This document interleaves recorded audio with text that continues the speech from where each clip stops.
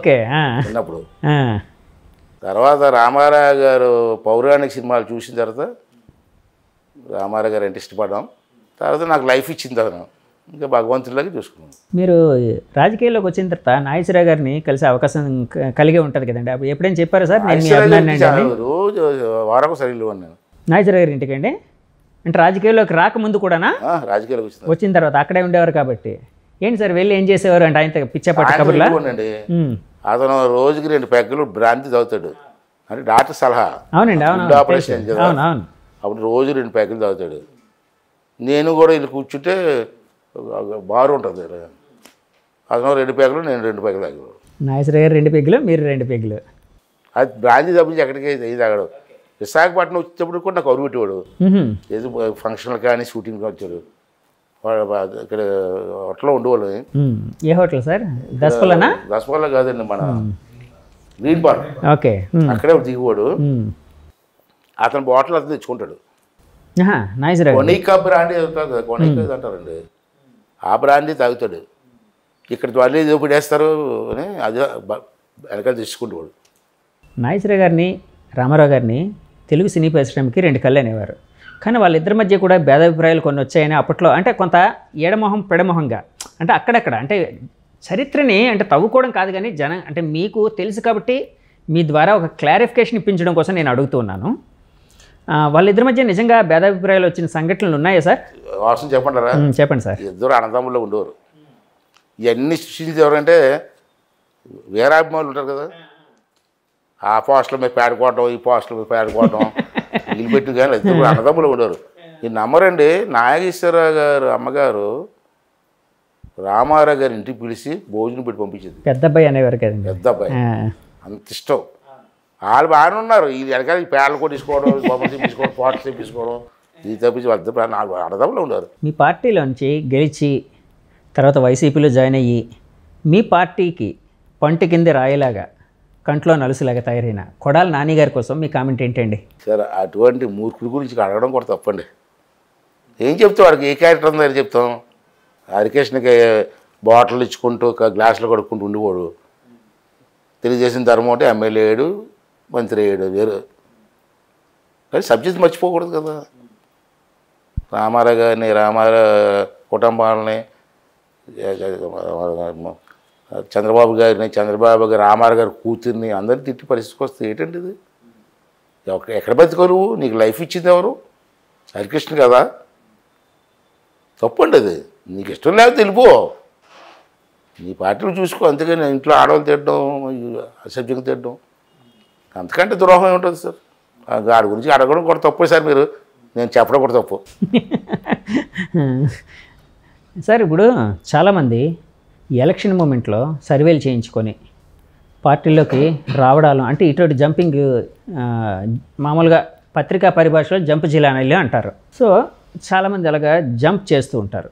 ఇప్పుడు మీ పార్టీలో కూడా కొంతమంది రావడానికి, మొన్న ఎవరో అన్నారు, మీ వాళ్ళే లోకేష్ గారు అన్నారా ఎవరన్నారు గుర్తులేదు నాకు, మేము ద్వారాలు తెరిస్తే, టీడీపీ ద్వారాలు తెరిస్తే వైసీపీ సగం ఖాళీ అయిపోద్ది, లేకపోతే పూర్తి ఖాళీ అయిపోద్ది, సంథింగ్ ఏదో అన్నారు. సో అలాంటి వాటిని మీరు ఒక రాజకీయ నాయకుడిగా ప్రోత్సహిస్తున్నారా? ఎందుకంటే మీ పార్టీని మీరు ఫస్ట్ నుంచి నమ్ముకున్న నాయకులు ఎంతోమంది ఇక్కడ ఉంటారు. సో వచ్చిన వాళ్ళని ఎక్కడ అకామిడేట్ చేస్తారు, ఎలాగా వాళ్ళని సంతృప్తి పరుస్తారు? నెంబర్ 1 అండి, మాకు ఒక అధిష్టానం వరకు ఉంది. అధిష్టానం వరకు ఎవరెవరు టికెట్లు ఇవ్వాలా ఏనది వాళ్ళ ఇష్టం, దాన్ని మేము కామెంట్ చేయదలుచుకోలేదు. కానీ నేను మొదటి నుంచి కూడా ఈ జంపు జలానీలు ఎవరన్నారు కదా పత్రికా పరిభాష అన్నారు కదా, అటువంటి వాళ్ళని ప్రోత్సహించడం తప్పు అన్నది నా భావన. ఓకే సరే, అధిష్టానం వరకు ఏం చేస్తారు తక్కువ పెట్టండి. అధికారులు ఉన్న చేపు ఒక పార్టీలో ఉండడం, ఇంకో పార్టీతో అక్కడికి పోవడం, మళ్ళీ ఇప్పుడు ఈ పార్టీలోకి వచ్చాడు. ఎందుకంటే అవసరం ఏముందండి? ఎన్టీ రామారావు గారు ఆ రోజు మొట్టమొదటిసారి 83లో ఒకసారి రికార్డు తీయండి, మొత్తం సీట్లలో 65%, 68% కొత్త వాళ్ళకి, యంగెస్ట్ కుర్రవాళ్ళందరికీ చదువుకోవడం ఇచ్చారు. దాంట్లో నేను ఒక ఉన్నాయి. 40 సంవత్సరాలు పార్టీకి పనిచేసుకొచ్చాం మేము. నేను చంద్రబాబు నాయుడు సమస్యలు వాళ్ళు కూడా చెప్పాను, సార్ మళ్ళీ వచ్చే ఎలక్షన్లో ఒక 60% లేదా అట్లీస్ట్ 50% యూత్కి కొత్త వాళ్ళకు ప్రోత్సహించండి. మా వయసు అయిపోతుంది. సార్ కొత్త వాళ్ళని ప్రోత్సహించినప్పుడు పాత వాళ్ళని ఏం చేయాలి అప్పుడు? పాత వాళ్ళు ఏముందండి, మీలాంటి సీనియర్ రిటైర్ అవుతాం, మీరనే కాదు సార్, రిటైర్ అవుతాం. అంటే వాళ్ళకి ఏమైనా ఇంకోటి ఏదైనా, ఎందుకంటే వాళ్ళ అనుభవాన్ని కూడా ఉపయోగించుకోవాలి కదా మరి. పాలిట్ బ్యూరో మెంబర్గా ఉంటాం. మళ్ళీ ఆ రోజు మాకు యూత్ యంగ్ ఏజ్లు ఇచ్చారు, 40 సంవత్సరాలు పార్టీని అంటు పెట్టుకున్నాం. మళ్ళీ మా వయసు అయిపోతుంది, నాకు అప్పుడే 66 వచ్చాయి. అంతే ఈ టైంలో వచ్చి ఈ ఎలక్షన్లో మళ్ళీ అట్లీస్ట్ 50%కి మీరు ఇస్తే టోటల్ సీట్లలో వాళ్ళందరూ ఫ్రెష్గా వస్తారు క్యాండిడేట్లు, మచ్చ ఉండదు. అయ్యని పోతే తప్పు చేశారు అని నన్ను వేరితే 40 సంవత్సరాల్లో కొత్త కుర్రాళ్ళకి ఏం మచ్చ ఉంటుందండి?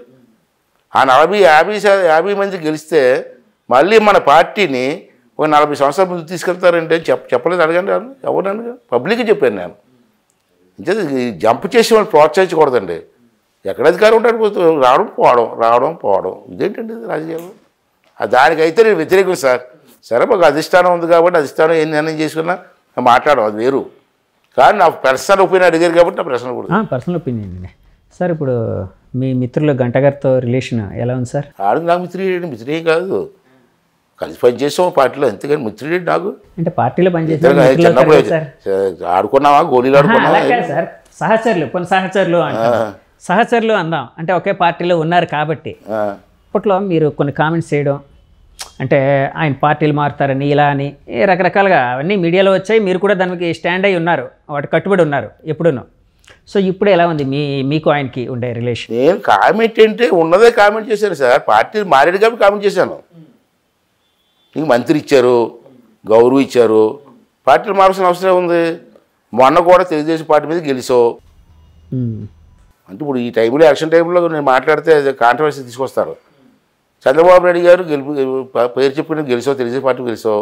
చంద్రబాబు నాయుడు గారు 4 సార్లు విశాఖపట్నం వస్తే కలడానికి కూడా రాలేదు నువ్వు, అది మీ అందరికీ తెలిసిందే. మళ్ళీ వేళ అదే తెలుగుదేశం పార్టీలో అక్కడ సీట్ కావాలా ఇక్కడ సీట్ కావాలని అడుగుతున్నామంటే ఇక జనం ఆలోచించాలా, మా పార్టీలో పెద్దలు ఆలోచించాలా. సార్ ఇప్పుడు మీరు ఎక్కడి నుంచి పోటీ చేయబోతున్నారు? ఎక్కడ మీరు అంటే నేను విన్నది ఏంటంటే మీరు మీ అబ్బాయికి అవకాశం ఇమ్మని, అంటే మీరు రిటైర్ అవుతారని, అంటే కొంత విశ్రాంతి తీసుకుంటారు అని అంటున్నారని కొన్ని వాదనలు అయితే వినిపిస్తున్నాయి, కొన్ని ఫెయిలర్స్ అయితే వినిపిస్తున్నాయి, బయట కొన్ని మాటలు వినిపిస్తున్నాయి. దాని మీద మీ కామెంట్ ఏంటి? ఒకవేళ పోటీ మనసులో మాట చెప్పండి సార్. ఫైనల్గా చెప్పండి.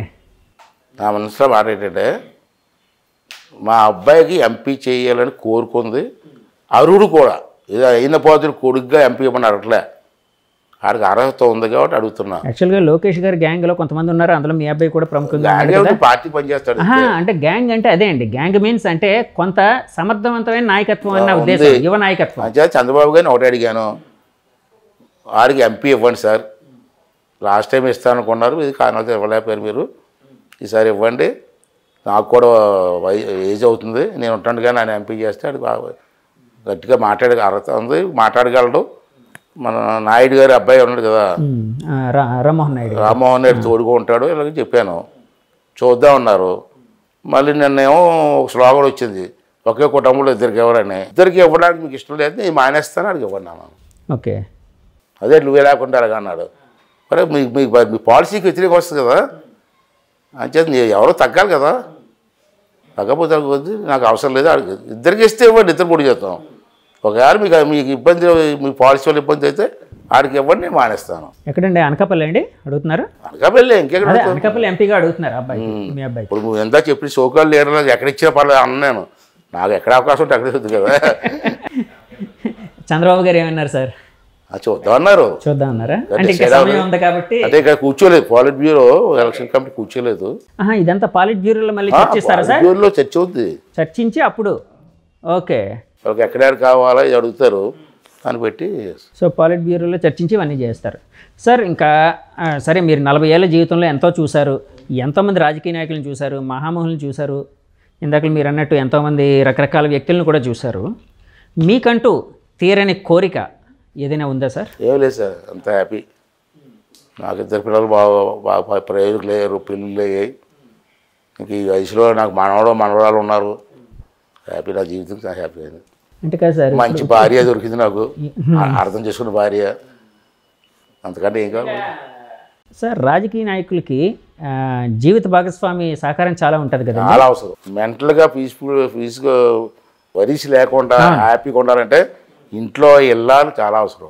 ఉంటే అవకాశం ఉంటే ఇద్దరు పోటీ చేస్తారు, లేకపోతే మీ అబ్బాయి చేత పోటీ చేయిస్తారు, అంతేనండి నా ఉద్దేశం. అదేనండి, హైకమాండ్ ఏ డెసిషన్ తీసుకొని ఫాలో అవుతుంది, అది అంటే లేదు. ఒకవేళ అలాంటి పరిస్థితి వస్తే టీడీపీ పార్టీకి ఏ విధంగా ఉపయోగపడతారు సార్ మీరు? సలహాదారుకి పెట్టుకోవచ్చు, లేకపోతే పాలిట్ బ్యూరోలో ఉండొచ్చు. పాలిట్ బ్యూరో అంటే సలహాదారు కదా. ఇప్పుడుండే పరిస్థితుల్లో రేపు ఎలక్షన్ జరిగితే మీ కూటమికి ఎన్ని సీట్లు వచ్చే అవకాశం ఉంది, వైసీపీకి ఎన్ని సీట్లు వచ్చే అవకాశం ఉంది, మీ అంచనా? జగన్మోహన్ రెడ్డికి రాజకీయ సమాజం జరుగుతుందండి.